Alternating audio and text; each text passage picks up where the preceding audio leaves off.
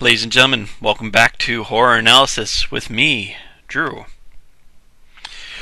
Today, we're still in history of horror, and we're on to the 80s, which is cool because the seeds that were sown in the 60s and 50s have sprouted in the 70s and have grown to blossom in the 80s, or bear fruit. I'm not sure which analogy I like better, so I'll give you both. The 80s. The 80s are also the last. This should be the last video that I'm working without a net. For the 90s and the 2000s, I had What's Scary, the essay in the new version of Dance Macabre.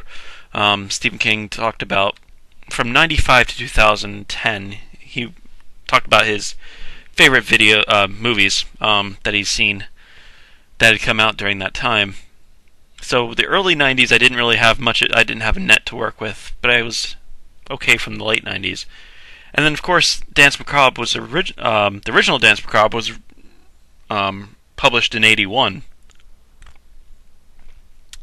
So the 70s and general area in there is also covered. But for the 80s, they don't, and it's a fertile field indeed. Yeah, it's worse. Actually, Stephen King comes into his own in the 80s with so much stuff here. Let's go through Firestarter, Cujo, The Creep Show, Christine, Pet Sematary, Cycle the Werewolf, Thinner, It, Eyes of the Dragon, which isn't horror, but it's good. Misery, the book, Tommyknockers, The Dark Half.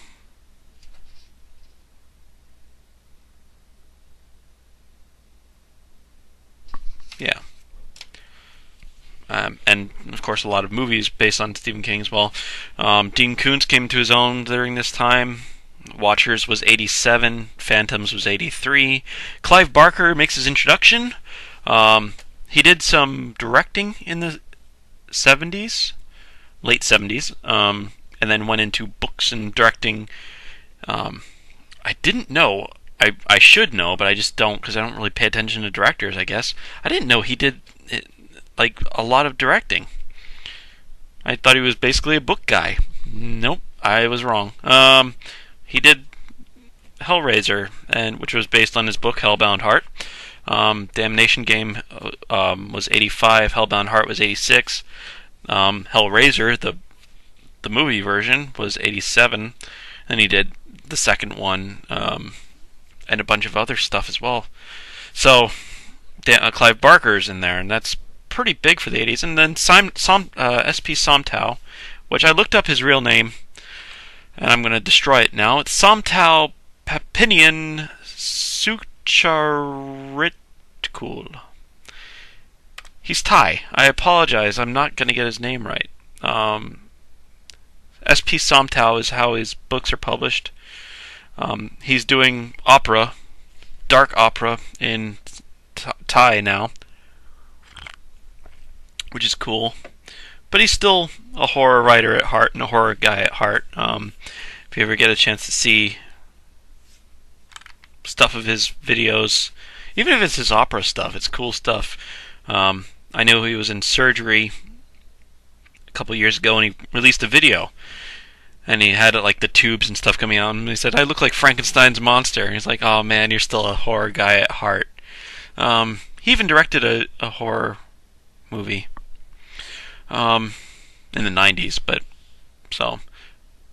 but he had Vampire Junction came out. His first of the vampire books came out in 84. I think Moon Dance came out in the 80s. It's on the border of 80s and 90s. I'm not sure which. But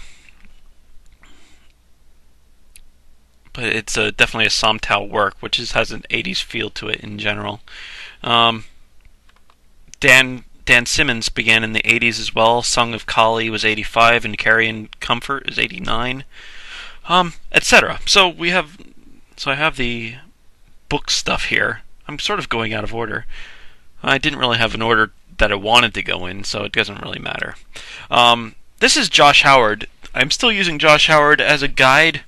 He does lump 80s and 90s together, and he calls them the new slashers and sequels. Halloween.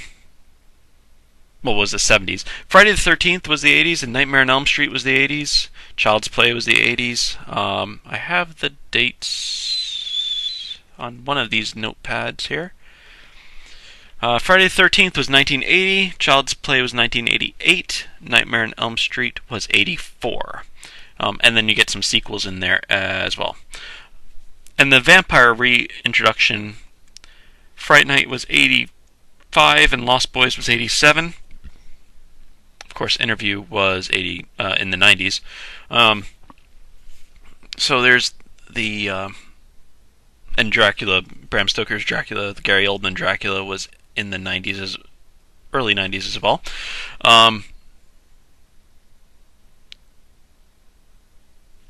You have the trends. Josh Howard's good at picking up on the trends. I do have his YouTube video thing there. You can watch it. I don't recommend the video. It's kind of bad sound quality because there's a lot of people interrupting him, and you barely hear what they're saying.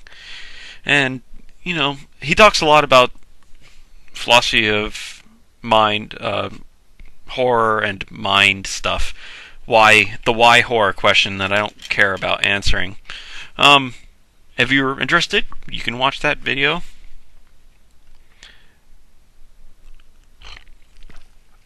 However, I'm just using him for horror history stuff because not many people have horror history, and I'm working without a net if I didn't have him. So, of course, the 70s, I like to go back a little bit. So the 70s led up to the 80s, of course. So, the 70s, which we're going to talk about next time, will have the element of Italian neo-realism, such as Cannibal Holocaust.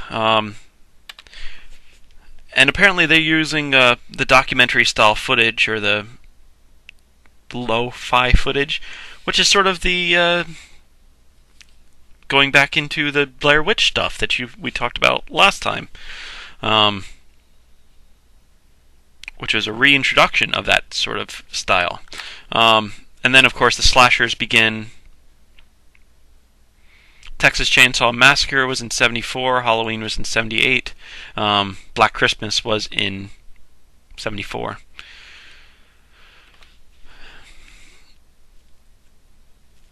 And then demonic possession stuff, which is petering out in the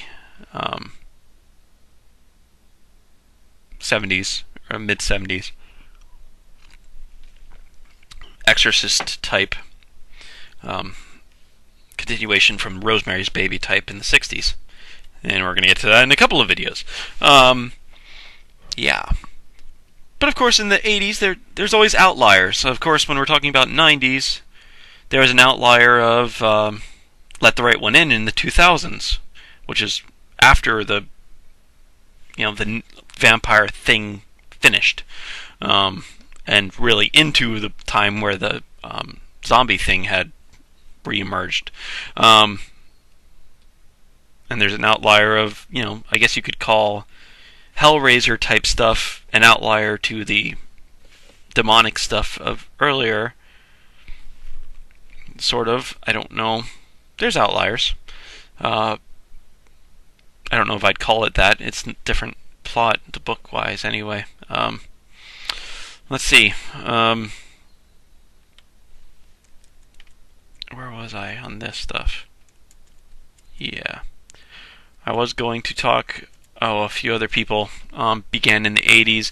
Richard Lehman began in the 80s as an author. Jack Ketchum. Clive Barker, I have mentioned. F. Paul Wilson began in the 80s as well.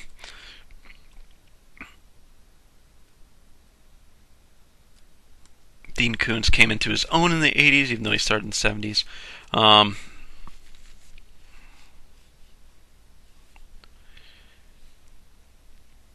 and then Stephen King stuff, of course. There are a lot of movies in the 80s. There's a big blossoming of horror in the 80s. It wasn't just, of course, you can't just peg it into slashers and vampires. There's a lot going on.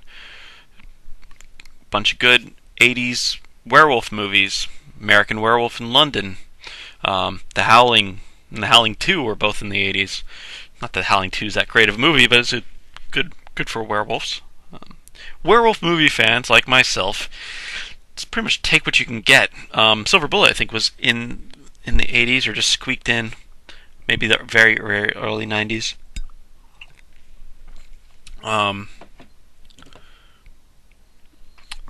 Stephen King's book that was based on was Cycle of the Werewolf, was definitely in the 80s.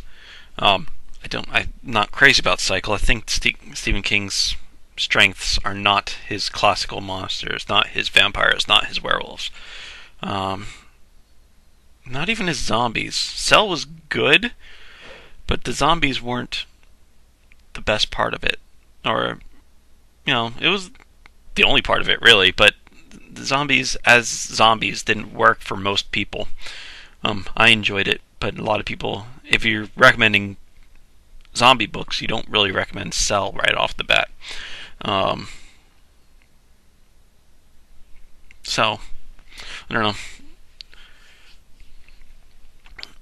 But, of course, Stephen King, during this time, actually, I do have my notes here, and I was going to chat it up. Firestarter was 1980.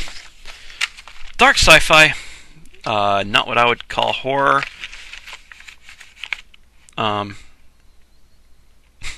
Actually, Stephen King in What's Scary, he mentions a great way that a woman kills a guy in one of the movies, Last House on the Left, by shoving his hand down a garbage disposal and turning it on. That was in Firestarter in 1980, the book. It didn't make it into the movie. I don't know why not. That's the best scene, and I wanted to see it. I didn't like the movie at all.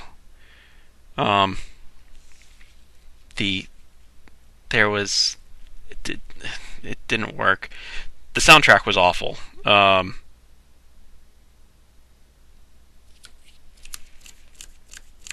What's her name? The Firestarter character.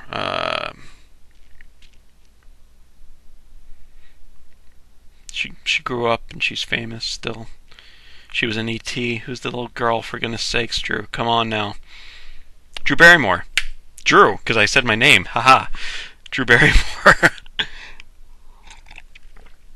She worked. She was fine. The dad I didn't like so much. The mom was someone famous but didn't seem to fit.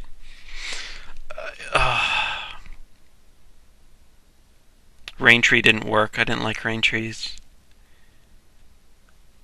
No, I didn't like it as a movie. Sorry, but it was a great book. Actually, one of my favorite Stephen King books. Not what I would call pure horror. It's definitely dark sci-fi, but it's good. It does have suspenseful elements and near horror, dark sci-fi.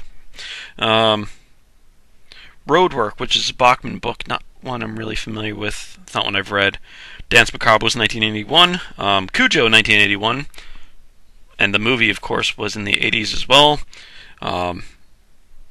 Definitely horror, except if you're Noel Carroll, then it's not horror because it's not supernatural. It's not a monster in Noel Carroll's version.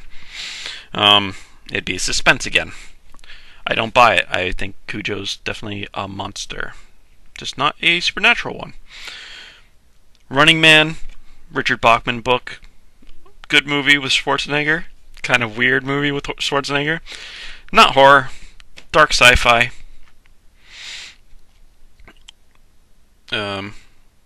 Wow, Dark Tower. The first Dark Tower book was in the 80s. Not horror, but anyway. Creepshow, the comic. Of course, the movie was also in the 80s. Definitely recommend that one. Creepshow 2 was also in the 80s, or did that bunch in the 90s? Christine, book and movie, I think, were in the 80s. Book was definitely in 83. Carpenter did the movie not too long afterwards. Of course, changes that King didn't like. Pet Sematary in 1983. Of course, frightening. Very horror. Cycle of the Werewolf, I've mentioned, that's also 1983. The Talisman was 84. Fantasy, good. That's King's best werewolf, was Wolf. I'm not sure how much of that can go to Peter Straub because it's co-written. I just don't know who's going with. I'm not going to give the credit to either of them, or I'll give the credit to both of them, I guess. Thinner, Richard Bachman. It's the, as Stephen King calls it, it's the Bachman book that ended the Bachman books because it was a Stephen King book under Richard Bachman's name, and it was good movie too. That was in the 90s. Skeleton Crew was a short stories. Bachman books were short stories. It, great, fantastic book. Fantastic miniseries, but that was definitely in the 90s. It was written in 1986, or published in 1986. Eyes of the Dragon was 1987. Dark Tower 2, which isn't horror. Misery, which is nearly horror, even according to Carol. Noel Carroll, and horror to everybody else, or very dark suspense, horrific suspense. Tommyknockers, dark sci-fi, into horror. Dark Half, horror. Pardon me. Of course, Stephen King's movie version of Stanley Kubrick's movie version of Stephen King's Shining. Come on, Drew. Falling asleep at the job here. Come on, folks. Was in the 1980. Yeah, there we go. I have my list of movies up now. A lot of good movies coming out in this time. Poltergeist was Tobe Hooper. Actually, if you ever get a chance, if you're into trivia or whatever, you can look up like what song was number one during your when you were born, or what movie was number one when you were born. Mine was a Tobe Hooper Funhouse. Or what? No, it wasn't Funhouse. The movie wasn't Funhouse. I haven't seen it. I had a hard time even finding the preview, and that was I don't know if it was a novelization of the screenplay or if it was an original book made into the screenplay. But it was Dean Koontz writing as one of his pen names, and that I know the book was called Funhouse. And that was the movie that was number one in the box office when I was born. That probably dates me a bit, but whatever. Tobe Hooper. Poltergeist. The American Werewolf for horror, for werewolf movies. The Howling for werewolf movies. Howling 2 for werewolf movies. Evil Dead, the original Evil Dead, and Evil Dead 2 were both in the 80s. I think Evil Dead was 81. I think Evil Dead 2 was 86. I didn't write the dates down on some of these. Creepshow was like 84-ish. Featuring Joe Hill as the little kid. If you're a Joe Hill fan, he was the kid with the comic book, or the kid with the voodoo doll, maybe you prefer. Oh, speaking of voodoo, Serpent and the Rainbow, the Wes Craven, Bill Pullman, true zombie, voodoo zombie thing was in the 80s as well. Gremlins and The Fly are my two non-horror, because they aren't really horror, are they? The Gremlins, they're fun, and The Fly is fun too, come on. But they aren't necessarily horror. Henry, Portrait of the Serial Killer, Alter States, which I didn't like, Waxwork, which I did like. It was a neat little almost horror comedy. I don't know if it counts as terrifying or horror. It's not really terrifying. It's not horrifying. It's not gross out. It's just sort of genre adding. I don't know what you'd call it. It's worth watching. Kind of scary, suspenseful, fun. It's fun. I hate calling things just fun, but some of these are just fun. Altered States, I didn't like. Videodrome, Cronenberg, sort of weird, spooky, spooky stuff. Oh, you know what? I'm losing track. Getting mixed up. I don't know what I've gone over already. I'm spilling water on myself. That's embarrassing. Oh, boy. So we do have... Nope, that's the 70s one again. Slashers and sequels. I guess you could even add Hellraiser into that. Sort of, kind of. Later on, his sequels... In the sequels, he becomes more of Pinhead becomes more of a slasher. But a lot of the sequels are in the 90s, so... Hellbound Heart, I mean, it's more of a...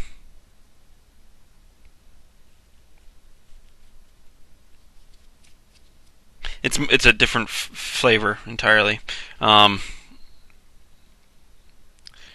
Vampires, of course. I don't know.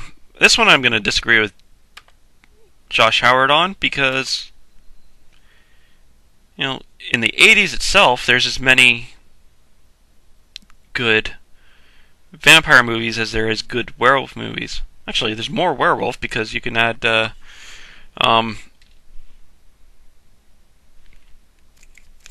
Silver Bullet onto there. It's an okay movie.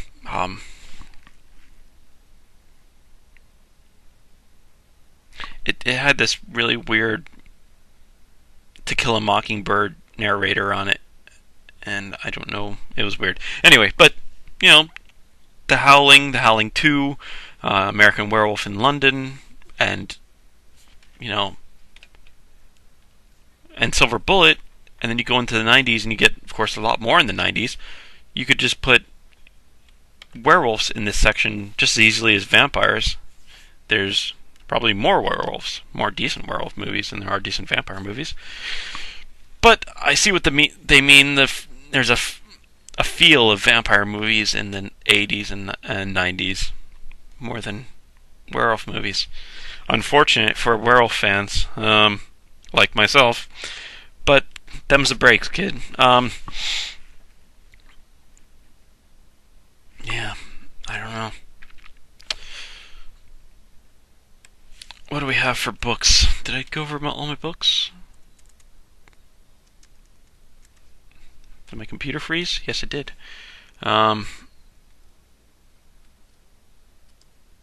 Really? Oh, okay. Richard Lehman, Jack Ketchum, Clive Barker,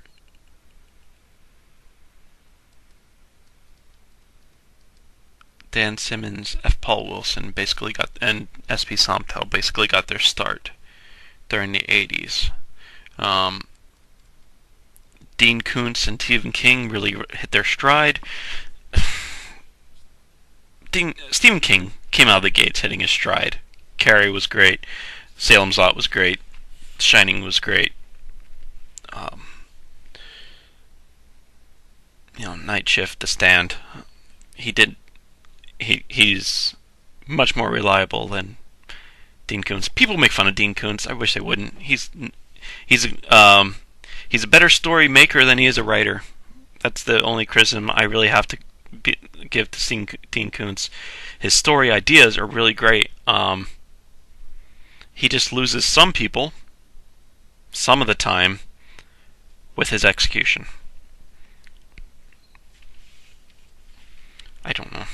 but I like Dean Koontz. I'm pro Dean Koontz.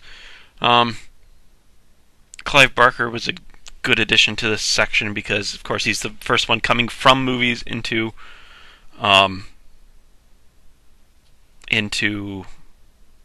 books and into the horror genre in general.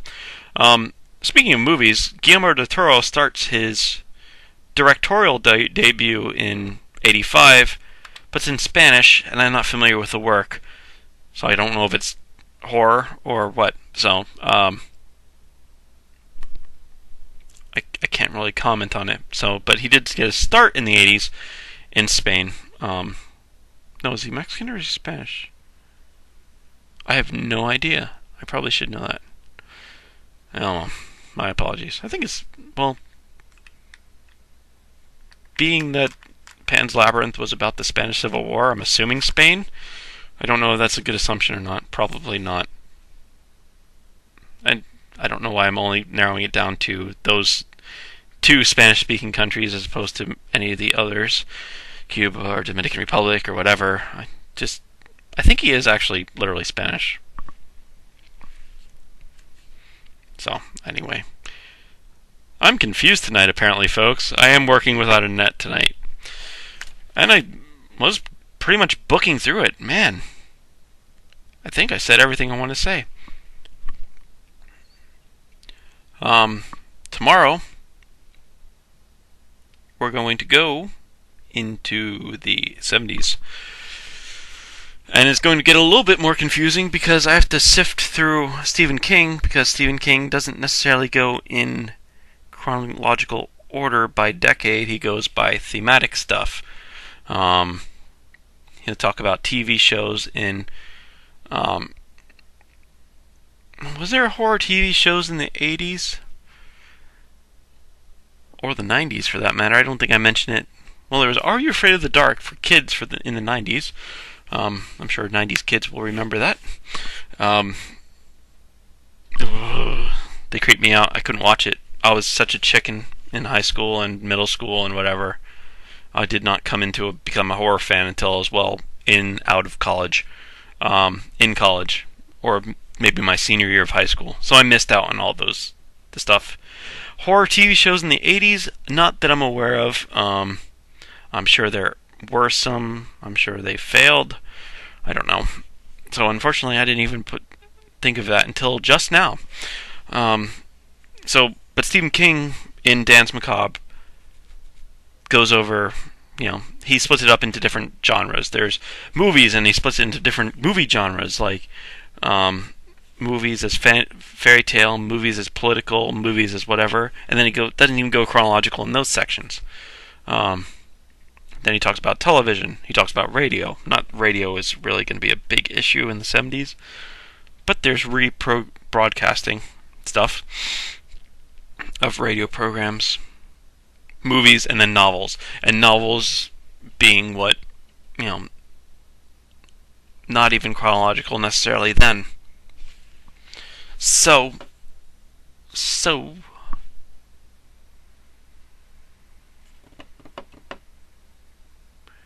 it's going to take some different kind of legwork on my part. I'm going to have to sift as opposed to search. This one was a lot of searching today. Last 2 days, actually, for this one. 70s is good because it's the beginning of Stephen King. Carrie was 74. And we'll get to that. And, of course, the demonic films and the slasher debuts in the movies.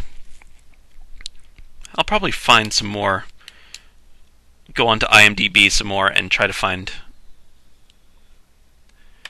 the list. Because I found this list of, today of, The Evil Dead, Poltergeist, Reanimator, Shining, Creepshow, Henry, Portrait of a Serial Killer. Did I mention that one? I think I did. The Fly, The Gremlins, Serpent and the Rainbow, etc., etc., etc. That's all from IMDb. So I might have to go on IMDb and find some more 70s stuff. Which is, basically they have lists of best horror films of the 80s, best horror films of the 90s, best horror films of the 70s, etc. Hmm. Hot water. I love it. It's getting to be summertime, or warmer out, so it's even weirder to drink hot water, but it helps the voice. I'm going to be talking for 30 minutes straight, and I sort of need help. Alright, folks. I'll continue with History of Horror next time. Bye from Drew in Horror Analysis. Thanks for watching. Like the tubes and stuff coming out, and he said, I look like Frankenstein's monster. And he's like, oh man, you're still a horror guy at heart. He even directed a horror movie in the 90s, but he had Vampire Junction came out. His first of the vampire books came out in '84. I think Moon Dance came out in the '80s. It's on the border of '80s and '90s. I'm not sure which.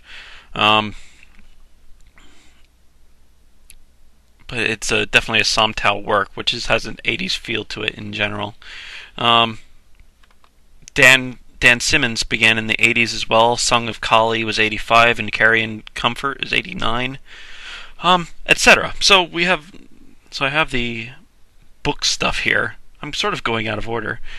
I didn't really have an order that I wanted to go in, so it doesn't really matter. This is Josh Howard. I'm still using Josh Howard as a guide.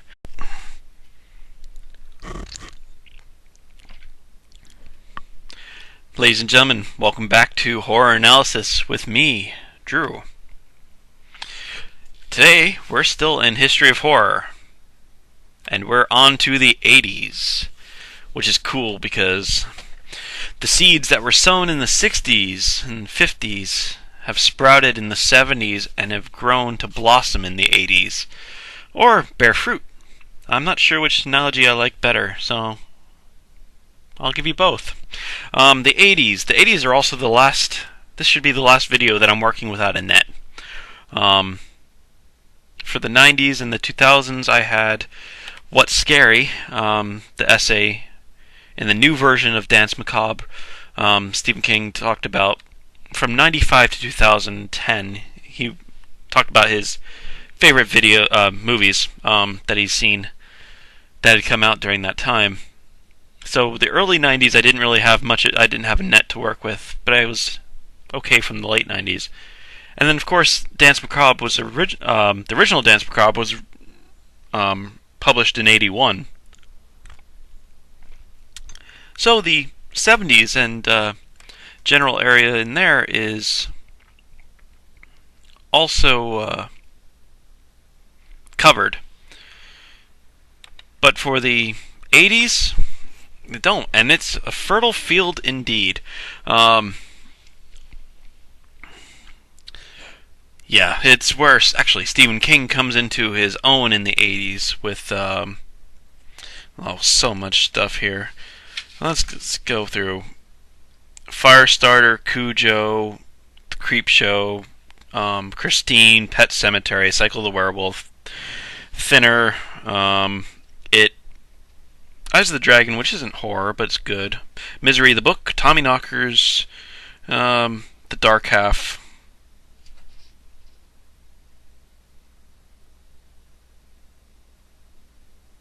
Yeah.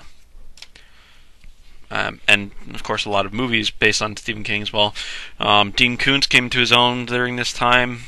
Watchers was '87. Phantoms was '83. Clive Barker makes his introduction.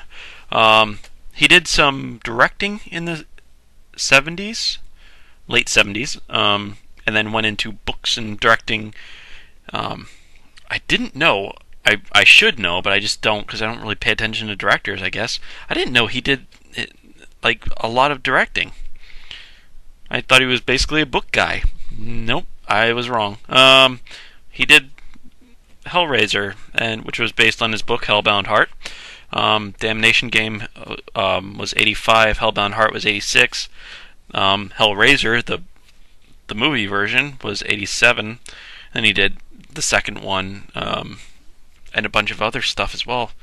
So Clive Barker's in there, and that's pretty big for the '80s. And then S.P. Somtow, which I looked up his real name, and I'm going to destroy it now. It's Somtow Papinian Sucharitkul. He's Thai. I apologize. I'm not going to get his name right. SP Somtau is how his books are published. He's doing opera, dark opera, in Thai now, which is cool. But he's still a horror writer at heart and a horror guy at heart. If you ever get a chance to see stuff of his videos, even if it's his opera stuff, it's cool stuff. I know he was in surgery a couple years ago and he released a video, and he had